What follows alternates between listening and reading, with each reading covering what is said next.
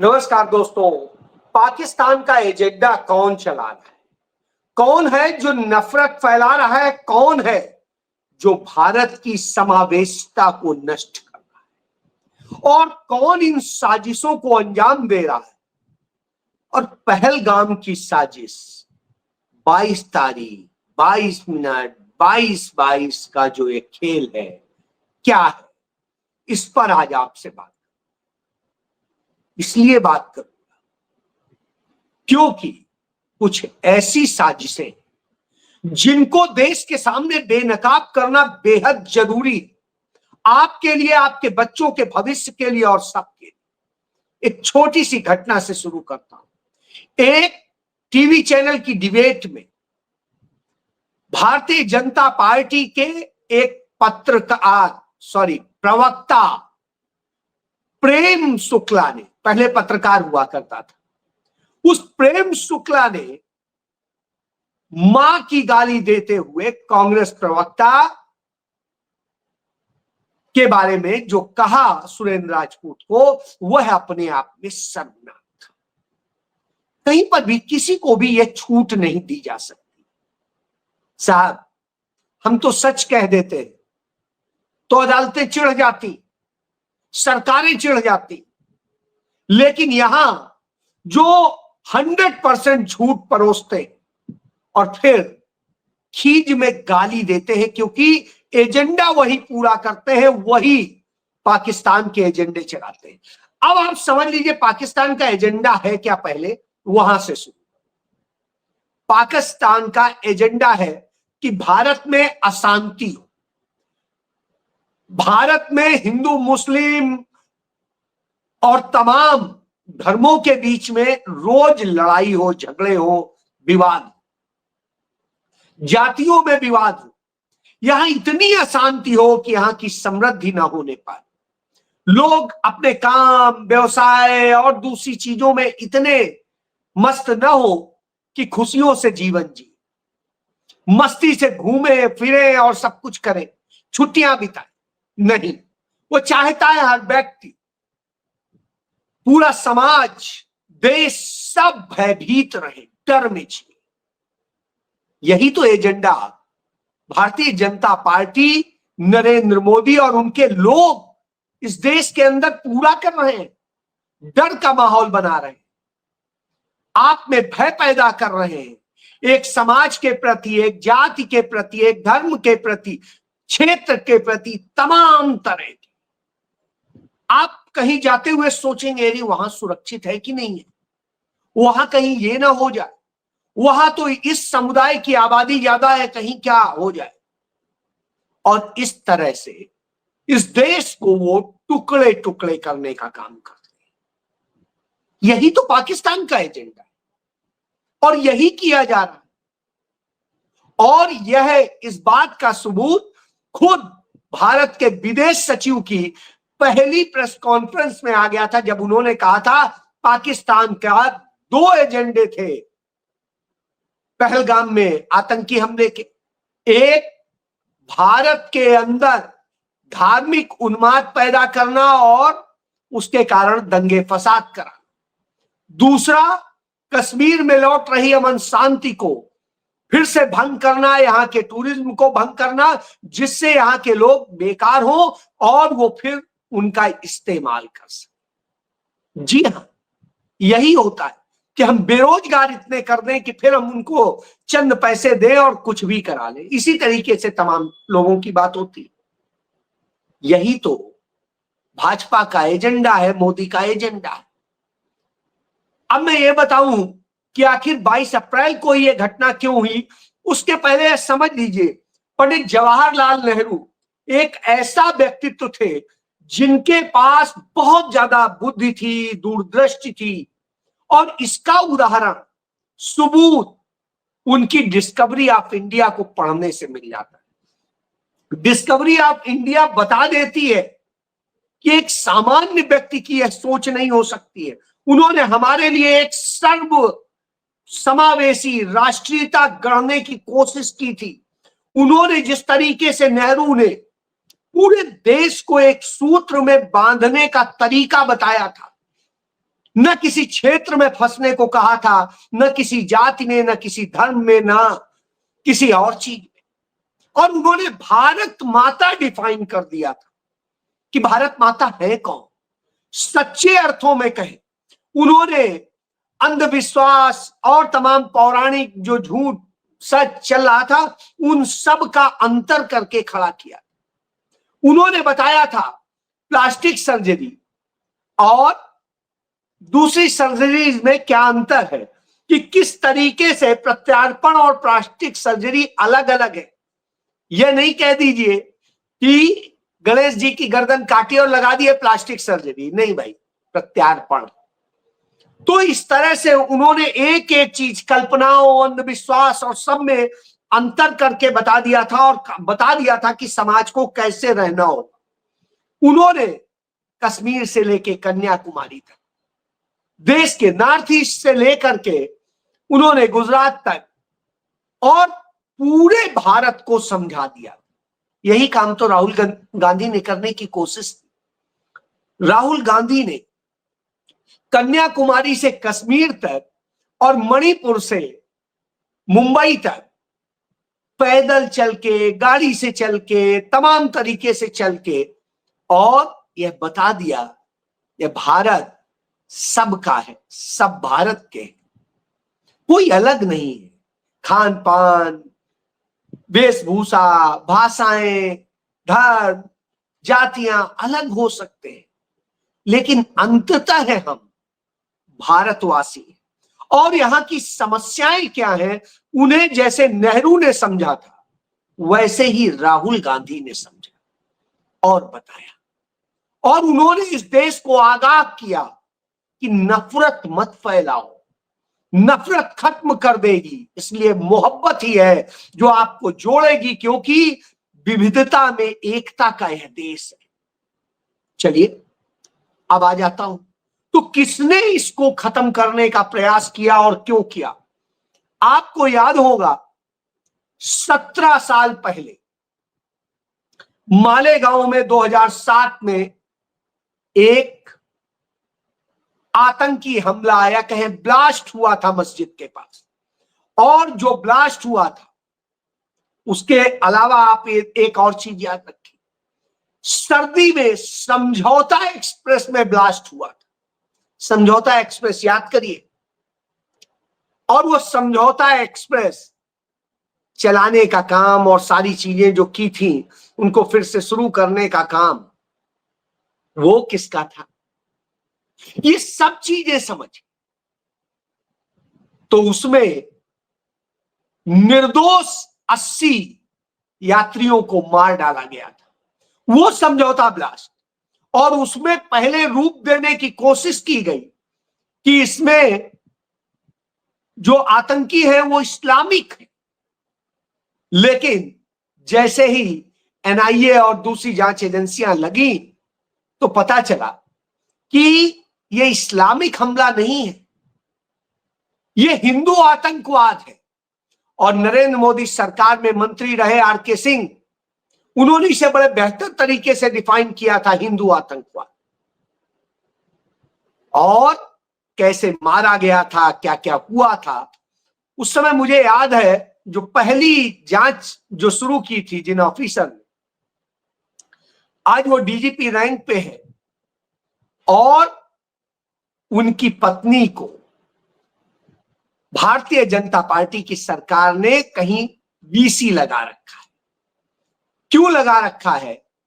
क्योंकि वह रूप देने की कोशिश की गई थी इस्लामिक।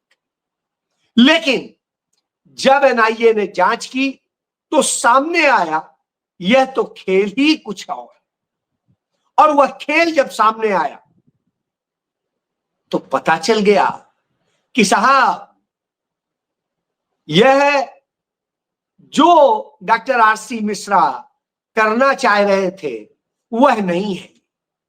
बहरहाल सच सामने आया, और सच सामने आने के बाद भारतीय जनता पार्टी आरएसएस से जुड़े हुए राष्ट्रीय मुस्लिम मंच बनाने वाले इंद्रेश कुमार इसके मूल कर्ता धर्ता पाएगा। तमाम सबूत थे, तमाम गवाह थे, तमाम चीजें मौजूद थी। बहरहाल सरकार बदली और निजाम बदलते ही तमाम सबूत नष्ट हो गए, तमाम फाइलें गायब हो गई, तमाम गवाह बदल गए और वो बरी हो गए। कोई बात नहीं। दूसरा, मालेगांव में घटना हुई थी। मालेगांव में जो घटना हुई महाराष्ट्र में, वहां पर जिस मोटरसाइकिल में ब्लास्ट किया गया वो किसकी थी? प्रज्ञा सिंह ठाकुर की। वही प्रज्ञा सिंह ठाकुर जो चार्जशीटेड थी, जिसके खिलाफ सारे सबूत थे। सब कुछ होने के बावजूद नरेंद्र मोदी ने उसके पक्ष में तमाम तरह से सबूत को छेड़छाड़ करने वालों को पुरस्कृत किया और फिर उसे लोकसभा का टिकट देके भोपाल से सांसद बनाया। सांसद बना करके उसको बड़ा मौका दिया गया, कहानियां गढ़ी गई, अदालतों को से रिलीफ दिलवाया गया और यह स्थिति हुई कि उस दौरान केस इतना कमजोर कि अब मुझे बताने की जरूरत नहीं। बहरहाल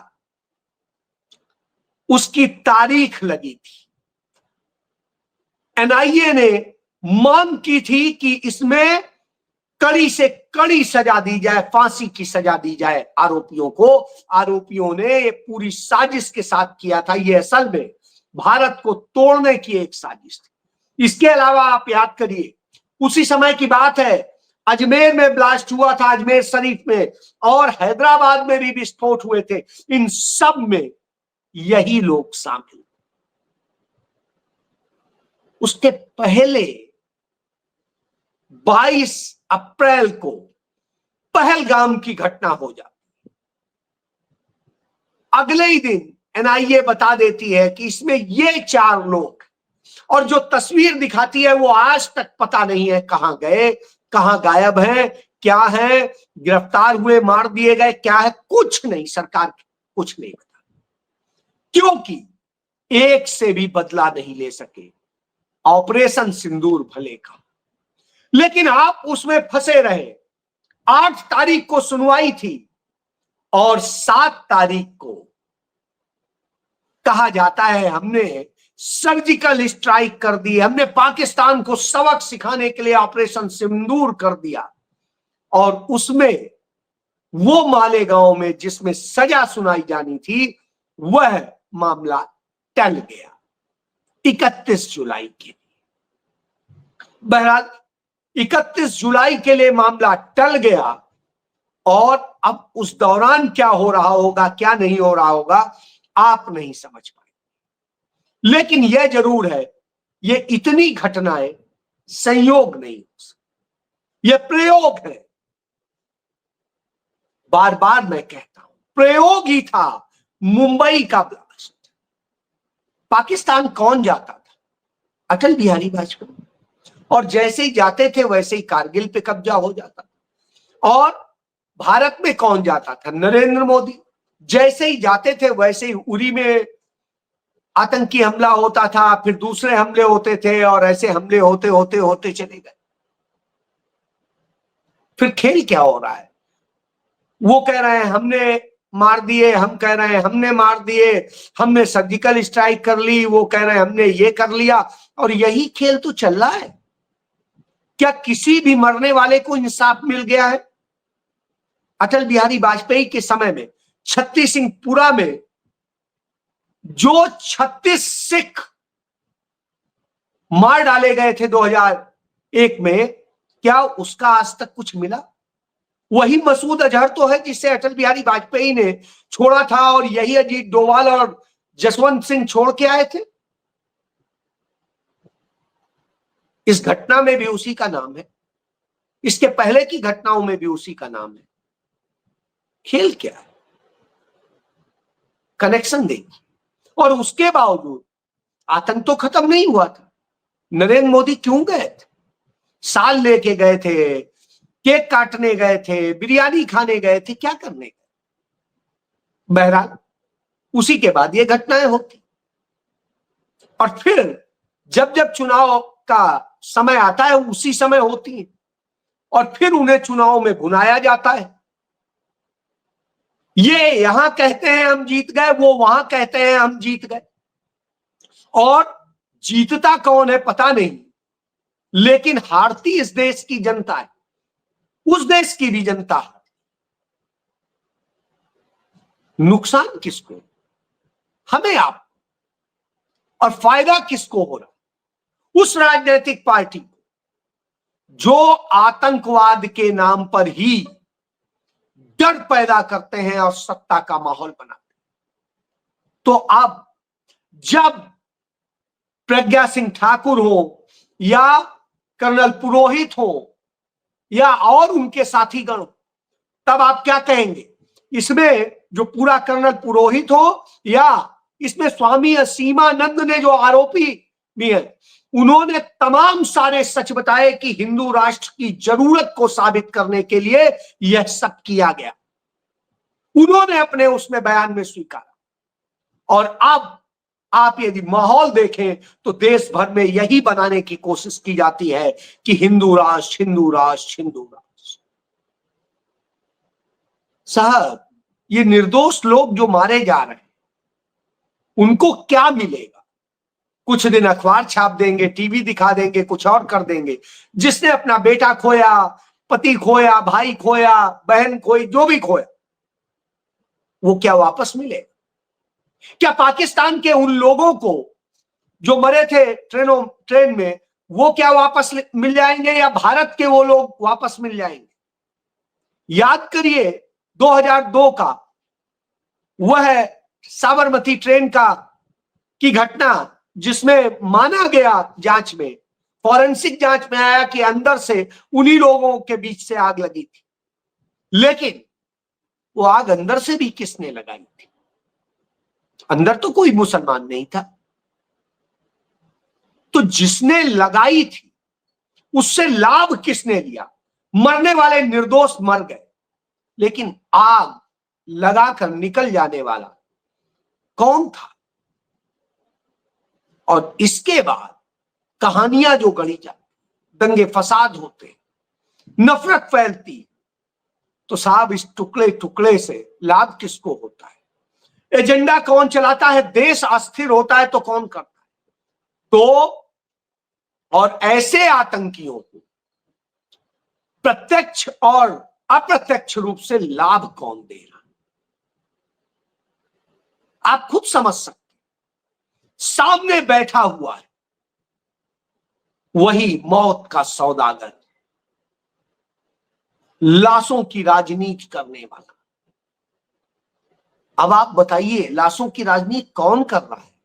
कौन सिंदूर के नाम पर वोट मांगने की तरफ बढ़ रहा है? कौन उसे एक प्रचार करके एक वोट बैंक में तब्दील करने की कोशिश कर रहा है? आप इस पूरी साजिश को अब भी यदि नहीं डिकोड कर पाए तो फिर आप कुछ नहीं कर सकते। इसीलिए कहता हूं कि डिस्कवरी ऑफ इंडिया पढ़ लीजिए। नेहरू किस भारत की बात कर रहे हैं? वह भारत उन्होंने बनाया जो भारत सबको जोड़ रहा था, यहां तोड़ने वाले। राहुल गांधी उसी की मोहब्बत की दुकान खोलते हैं और ये मोहब्बत को खत्म करने का काम करते हैं। बहरहाल, हम तो सच बोलेंगे, आपको बर्दाश्त हो ना, आप जो चाहे वो। जय